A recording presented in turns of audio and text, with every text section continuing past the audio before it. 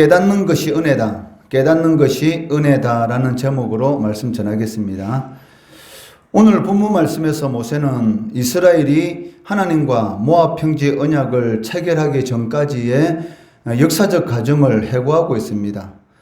출애굽 구석 사건과 광야에서 그들을 40년 동안 인도하신 사건, 그리고 얼마 전에 있었던 아모리 족속 정복 사건을 상기시킴으로 인해서 이스라엘 백성들이 하나님과 언약을 준수해야만 하는 그 이유가 무엇인가에 대해서 역설하고 있다는 것입니다. 우리는 이런 본문 말씀을 통해서 우리들 역시 하나님의 은혜로 구원받은 백성으로서 마땅히 하나님의 말씀에 순종해야만 하는 자들이다라는 것을 다시 한번 깨닫게 됩니다. 이런 본문 말씀을 통해서 하나님께서 주시는 영적 교훈을 살펴보도록 하겠습니다. 첫째는 하나님의 말씀을 깨닫는 것도 은혜라는 것입니다. 4절 말씀해 보시면 모세는 이스라엘 백성들에게 깨닫는 마음과 보는 눈과 듣는 귀는 오늘까지 여호와께서 너희에게 주지 아니하셨느니라 라고 말씀하고 있습니다. 이는 이스라엘 백성들이 비록 애굽 땅에서 그들을 구원하시기 위해서 행하신 놀라운 하나님의 역사들이 있습니다. 그런 역사들을 이스라엘 백성들이 직접 보았고 또 체험하기도 하였지만 하나님께서 그들에게 깨닫는 마음과 보는 눈과 듣는 귀를 주지 않으셨기 때문에 그 사건의 진정한 의미, 그리고 그 사건을 통해서 이루고자 하시는 하나님의 놀라운 계획들을 전혀 깨달을 수 없었다라고 말씀하고 있다는 것입니다. 이처럼 인간은 전적으로 타락하고 전적으로 무능한 존재이기 때문에 하나님의 일을 직접 본다고 해서 또한 하나님의 말씀을 듣는다고 해서 모두 깨달을 수 있는 것이 아니라는 것입니다. 여러분들이 하나님 말씀을 듣고 깨달을 수 있다는 것은 전적인 하나님의 은혜입니다. 많은 사람들이 주일날 예배당에 나와서 예배를 드리고 있지만 실질적으로 하나님의 말씀을 들음으로 인해서 그 말씀의 의미를 깨닫는 사람이 과연 몇 명인가? 하나님께서 은혜를 베풀어 주시는 자들만이 하나님의 말씀을 듣고 깨달을 수 있다는 것을 오늘 이 4절 말씀을 통해서 모세는 강조하고 있다는 것입니다.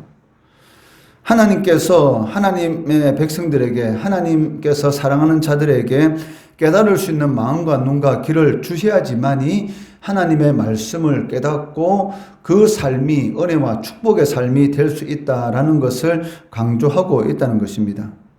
만약 하나님께서 깨달을 수 있는 마음을 인간에게 주지 않으신다면 아무리 인간이 하나님의 놀라운 기적을 체험한다고 해도 또 아무리 확실하고 분명한 말씀을 대한다고 할지라도 아무도 그 말씀을 깨달을 수가 없다는 것입니다. 그것을 우리는 예수님을 따라다녔던 수많은 무리들을 보면 알 수가 있지 않습니까? 그들은 비록 예수님의 곁에서 예수님의 놀라운 그러한 기적들을 보았고 또 오랫동안 예수님의 확실한 말씀을 들었습니다. 그런데도 불구하고 아무것도 깨닫지 못하고 결국 하나님의 아들이신 예수님을 십자가에 못 박고 말았던 것입니다.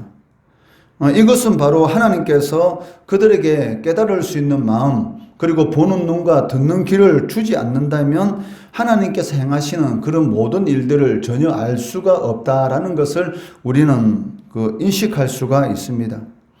솔로몬이 어린 나이에 아버지 다윗을 이어서 왕이 되었을 때에 하나님 앞에 간절히 기도한 그 기도 제목이 무엇입니까?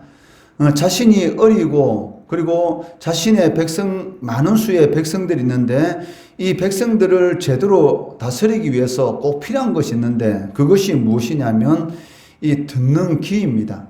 그러니까 백성들의 하나님의 말씀을 듣는 귀, 그리고 백성들의 말을 들을 수 있는 귀, 그 들을 수 있는 귀를 달라고 하나님 앞에 간절히 기도하는 것을 볼 수가 있습니다. 한글 성경에는 들을 수 있는 이 마음 이렇게 표현되어 있지만 그 원어 성경을 보면 들을 수 있는 귀 이렇게 표현되어 있다는 것이죠. 그러니까 하나님의 말씀을 들을 수 있다는 것, 그리고 사람들의 말을 들을 수 있다는 것, 이것은 하나님의 은혜입니다. 왜 사람들이 이기적이 되고 이런 인간관계가 제대로 형성되지 못하고 그리고 실패의 길을 걸어가는 그 이유가 무엇이냐면 하나님께서 분명히 은혜를 베풀어 주시고 있는데도 불구하고 그 은혜를 깨닫지 못한다는 것이죠. 지금 있는 그 자리, 지금 있는 그 시간이 가장 하나님께서 큰 은혜를 베풀어 주셨는데도 불구하고 자신이 원하는 대로 되지 않는다고 해서 하나님께 원망하고 불평하는, 이것은 하나님의 은혜가 무엇인지를 깨닫지 못하는 그러한 사람들의 이런 모습이다라고 할 수가 있을 것입니다. 하나님께서 이스라엘 백성들을 애굽에서 구원해 주신 것은 자신들이 너무나 고통스러워서 하나님 앞에 애걸복걸하고 하나님 앞에 간절히 기도했지 않습니까? 그 기도를 하나님께서 들으시고 그 430년 전에 아브라함과 하신 그 약속을 기억해 주시고 모세를 통해서 이스라엘 백성들을 구원해 주셨습니다. 그러니까 이스라엘 백성들을 애굽에서 구원해 주신 그 목적이 무엇입니까? 하나님께서 끊임없이 반복하신 것은 젖과 꿀이 흐르는 그 가나안 땅을 주시기 위해서입니다. 이제는 노예 생활이 아니라, 노예는 자신의 것이 아무것도 없습니다. 이제는 자신의 것을 가질 수 있는 이 젖과 꿀이 흐르는 가나안 땅을 주시기 위해서 하나님께서 애굽에서 이스라엘 백성들을 구원해 주셨습니다. 그런데도 불구하고 그 젖과 꿀이 흐르는 가나안 땅에 걸어가는 그 짧은 그 기간의 이 고난, 그 자기 생각대로 되지 않는 그 순간적인 그 일이 일어난다고 해서 하나님 앞에 원망하고 불평하는 그러한 삶을 살다가 결국은 출애굽 1세대들은 이 가나안 땅에 들어가지 못하고 이 광야에서 멸망하지 않았습니까? 우리들도 그러한 삶을 살아갈 수가 있다는 것입니다. 하나님께서 우리의 삶 가운데 일어나는 모든 일들은 하나님께서 허락하지 않으면 일어날 수가 없는 것입니다. 하나님은 좋으신 하나님이라고 분명히 말씀하시고 우리의 삶 가운데 그러한 일을 허락하신 것은 그 일을 통해서 하나님께서 이루시려고 하는 그러한 좋은 선하신 목적이 있는 것이고 그 일이 지금 우리들에게 필요하기 때문에 하나님께서 허락해 주셨다는 것이죠. 왜 강야 2년간의 삶 가운데 하나님께서 주셔야지만이 살아갈 수 있는 그런 일들을 행하신 이유가 무엇이겠습니까?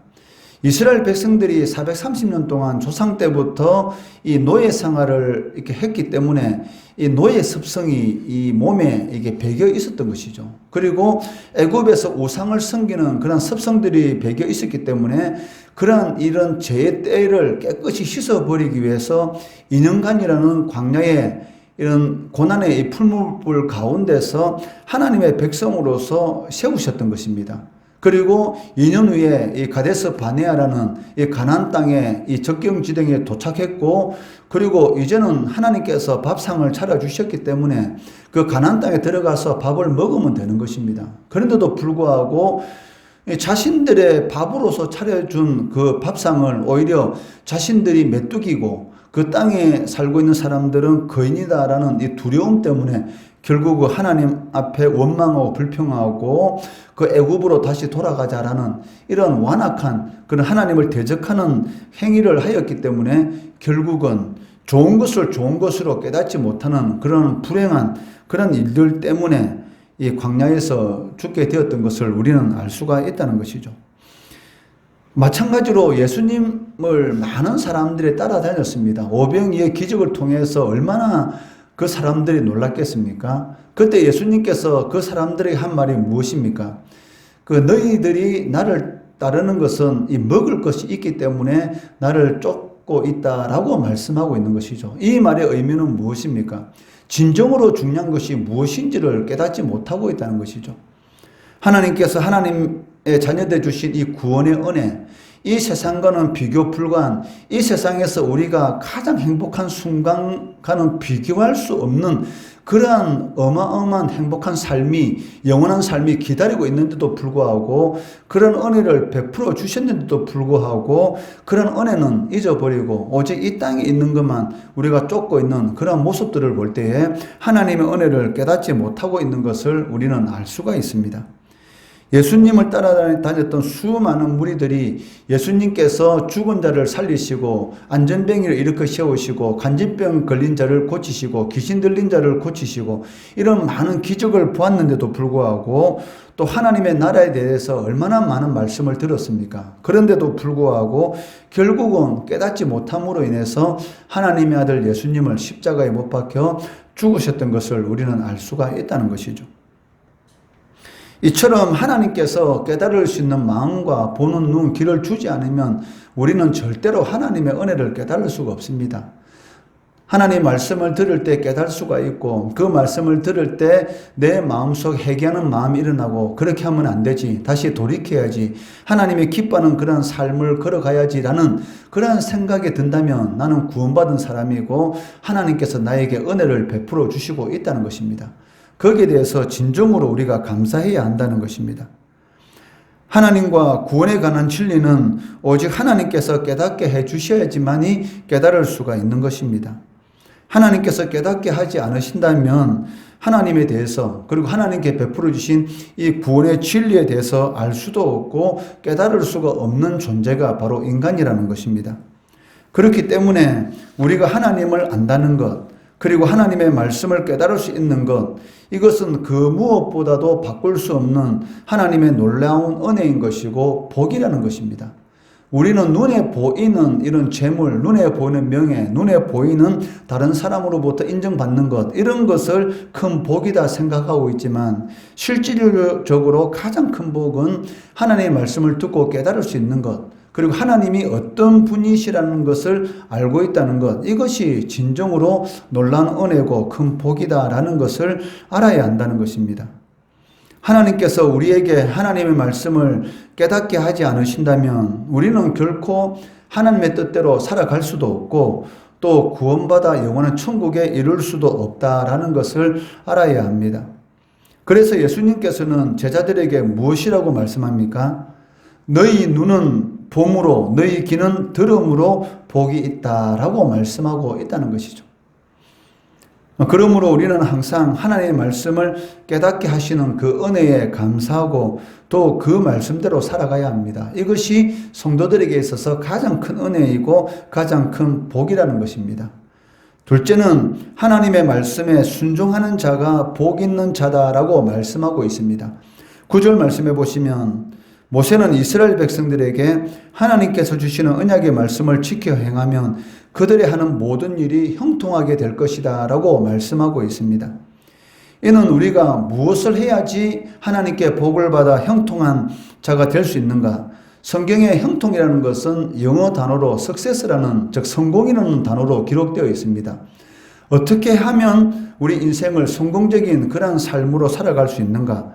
즉 바로 하나님의 말씀을 지켜 행하면 그러한 삶을 살아갈 수 있다라고 하나님께서는 분명히 약속하고 계시다는 것입니다.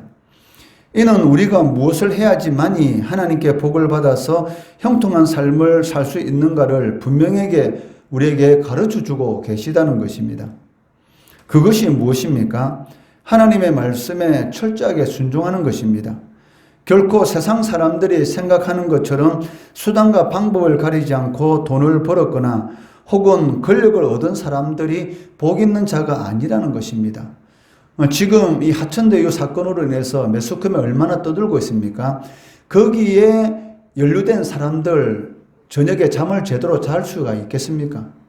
많은 것을 가지고 있고 많은 명예를 가지고 있고 많은 권력, 즉 세상 사람들이 보기에는 많은 것을 가지고 있지만 그 순간순간 잠을 자지 못하고 자신이 미래에 어떻게 될까에 대한 그런 두려움 때문에 몰래 출국하는 그런 사람들도 있지 않습니까?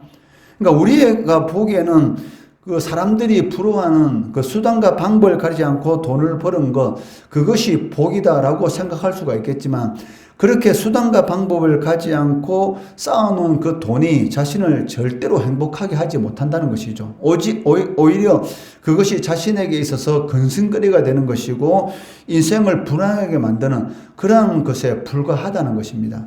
그런데도 불구하고 그것을 깨닫지 못하고 끊임없이 사람들은 수단과 방법을 가리지 않고 많은 것을 이렇게 쌓으려고 하고 있지만 그날 당일 하나님께서 그 목숨을 취하게 된다면 과연 그것이 누구 것이 되겠으며 그런 사건이 밝히 드러났을 때 그 사람의 인생은 어떻게 되겠습니까? 이것은 말할 필요가 없다는 것입니다. 그러한 것들은 마치 바람에 나는 겨와 같아서 잠시 있다가 사라지고 마는 허무한 것이다 라고 말씀할 수가 있을 것입니다. 결코 우리를 진정으로 행복하게 할 수가 없습니다. 그래서 시편 기자는 복 있는 자는 돈을 많이 벌어서 부유한 자나 모든 사람에게 높임을 받는 권세 있는 자가 아니라 오직 여호와의 율법을 즐거워하여 그의 율법을 주야로 묵상하는 자, 그런 자들이 진정으로 복 있는 자다라고 말씀하고 있다는 것입니다. 그 하나님이 거짓말하시는 분이 아닙니다. 그렇기 때문에 진정으로 복 있는 자는 주야로 하나님 말씀을 묵상하는 자가 복이 있다라고 한다면 그것이 정확하다는 것입니다.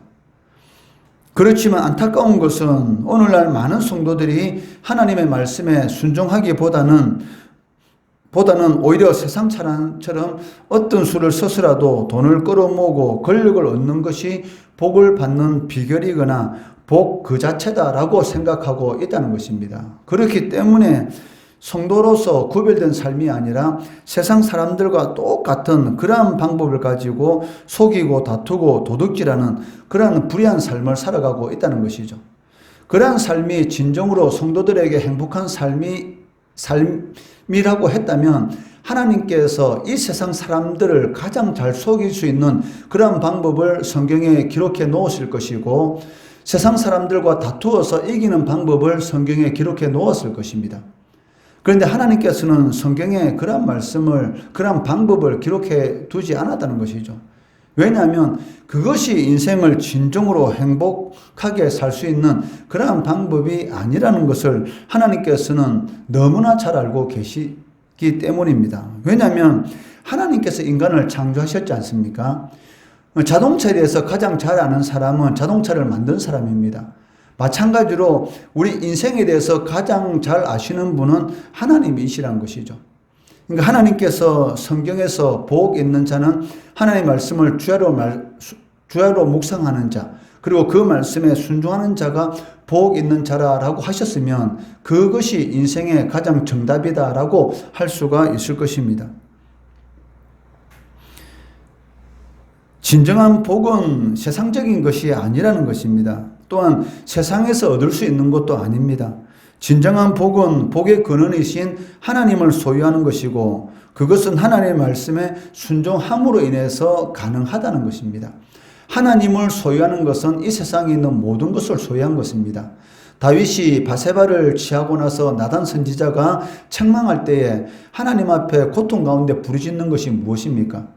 자신이 그러한 죄를 저질렀지만 왕으로서의 자리에 그대로 있었고 외부적인 환경은 변한 것이 아무것도 없었습니다. 그렇지만 그 10년 가운데 어느 순간인가 이 구원의 즐거움이 사라지는 것 같고 그리고 하나님께서 함께 하셨던 하나님의 영이신 성령을 거두어 가시는 그런 두려움에 처했기 때문에 하나님 앞에 간절히 기도하는 것이 자신의 죄를 사하여 주시고 불쌍히 여겨주시고 성령을 거두지 마시고 구원의 즐거움이 자신의 삶 가운데서 살아가지 않도록 다윗이 절대로 왕위를 거두지 마시고 명예를 거두지 마시고 권력을 거두지 마시고 자신이 가지고 있는 그런 재물을 거두지 말라고 기도한 것은 아니라는 것이죠. 그런 것들은 다 없어지면 다시 열심히 일해서 벌면 되는 것입니다. 여러분 돈 없으면 다시 일해서 벌면 되는 것이고 명예 없으면 다시 회복하면 되는 것이지만 이 구원의 즐거움이라든지 성령을 하나님께서 거두어 가시면 사울 왕에서 임했던 악령이 임하게 되는 것이고 그 마음에는 평안이 없습니다. 그렇기 때문에 옆에 있는 사람도 자신을 속이는 사람같이 보이고 자신의 인생을 망하는 것처럼 보이기 때문에 죽이려고 하는 것이죠. 이러한 삶이 가장 불행한 삶이지 않습니까? 많은 것을 가지고 있는데도 믿을 수 있는 사람이 아무도 없다는 것. 이것만큼 불행한 인생이 어디 있겠습니까? 아무것도 가지 않은데도 불구하고 마치 모든 것을 가진 사람처럼 살아갈 수 있는 것. 이것이 바로 성도들에게 주시는 가장 하나님의 큰 은혜요 복이라는 것입니다. 여러분들은 그러한 복을 가지고 있는 그러한 존재입니다. 그런데도 불구하고 그것을 모르고 가장 좋은 것을 가지고 있는데도 자꾸 세상적인 것에 마음을 빼앗긴다는 것만큼 불행한 삶도 없다는 것이죠. 오늘 본문 말씀을 통해서 우리는 두 가지를 살펴보았습니다. 첫째는 하나님 말씀을 깨닫는 것이 은혜라는 것이고, 둘째는 하나님 말씀에 순종하는 자가 복 있는 자라는 것입니다. 이 세상에 있는 것 아무리 많은 것을 가져봤자 결국은 죽을 때는 한 평 정도의 땅속에 묻히는 그런 존재에 불과합니다. 아무리 많은 것을 가지고 있다 할지라도 죽음이라는 것은 반드시 찾아오게 되는 것이고, 예수 믿지 않고 죽으면 가장 불행한 인생의 결말을 맞이하게 된다는 것이죠. 비록 거지 나사로처럼 가진 것이 아무것도 할지라도 아브라함의 품속에서 영원히 영생의 삶, 가장 복된 삶을 살아가는 것이 가장 행복한 인생이지 않겠습니까? 70평생, 80평생 짧은 인생 살아가면서 하나님께 모든 것을 거시기 바랍니다. 그리고 하나님의 말씀에 순종함으로 하나님께 주시는 가장 큰 은혜를 누리시는 우리 성도들 되시기를 주의 이름으로 축원합니다.